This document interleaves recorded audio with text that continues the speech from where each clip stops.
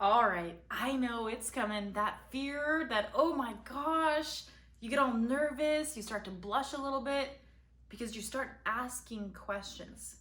The moment you ask a question to get a result, aka you're gonna close the sale, you start getting objections. So, what is an objection? An objection is a well planned lie, stall, and a roadblock. And the reason they're there is because the client doesn't want to tell you that it typically comes down to the money. They don't want to tell you they don't have the funds, so instead they make up a story to tell you. So now that we have that in our mind and we know that's the reason we get objections, the faster we can get to the price, the easier it is to convert the potential client into an actual client. So when we're dealing with objections, the number one thing you want to do, as a rule, is you always want to agree. So prospects comes to you, you start asking them, have you thought about owning our product?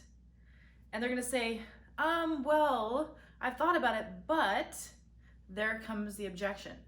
And so you're gonna say, I completely understand where you're coming from. Now you're agreeing with them. What that does, it opens them up. Once you open them up, it's easier to get to the actual point. Otherwise, they're just gonna take you on a bunny trail all the way down. So this is how this would look.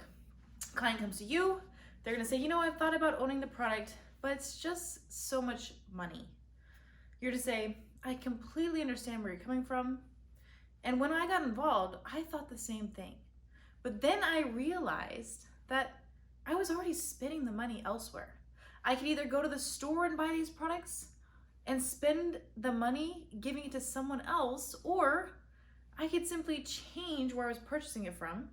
And long term, I was saving money. I got a business which has tax deductions and it's healthier product. So if I could show you how to do the same thing and you wouldn't have to outsource this, you can do it right out of the comfort of your home.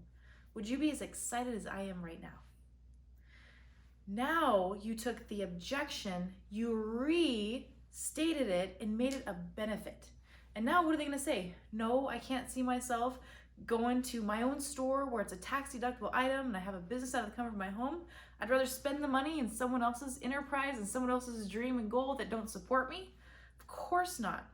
So the number one rule, always, always, always agree. Second rule, no buts, always and. And adds to, but puts constraints. So here's how this looks. Prospect comes to you, says, you know what, they're very expensive.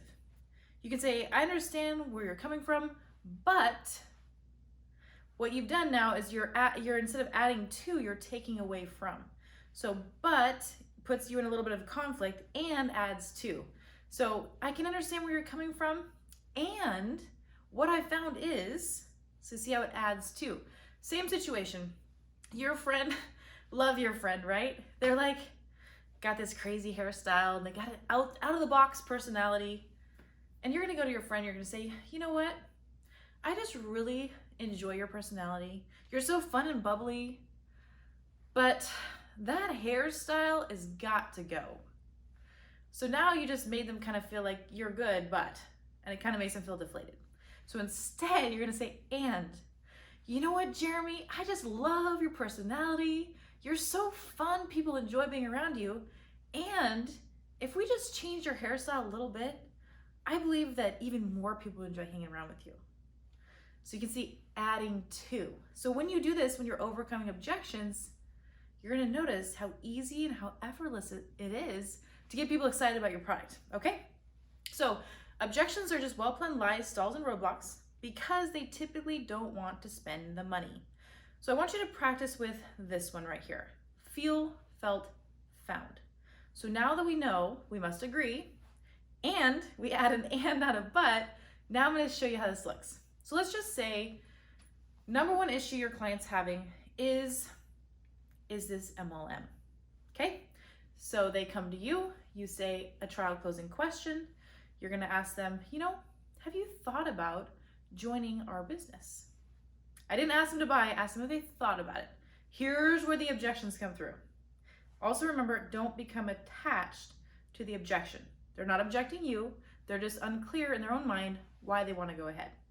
So a client comes to you and you say, the MLM, I completely understand where you're coming from. I thought the same thing about MLM. In fact, my family was in MLM and they did not have a good experience. And if I was to show you that this is nothing like a traditional MLM, it's not a scam. In fact, the FTC and the FDA both regulate our industry highly. If I can show you that, the research that backs it up, that this industry makes over $34 billion a year, over 6.2 million people get income coming from network marketing business. If I could show you what that looks like and you feel 100% on board, would you be willing to check it out? So feel, felt, found. I know where you're coming from. I felt the same way, and here's what I found. So you can change the words a little bit. It doesn't have to be always feel, felt, found. As you can see, I used it in a different way.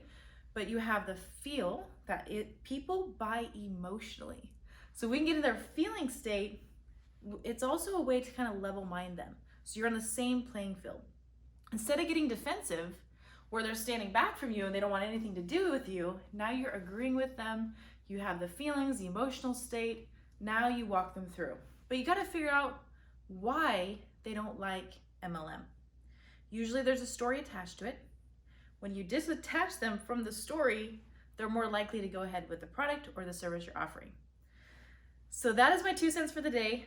Overcoming objections, feel, felt, found. There's so many different ways we can overcome. I want you to practice that one.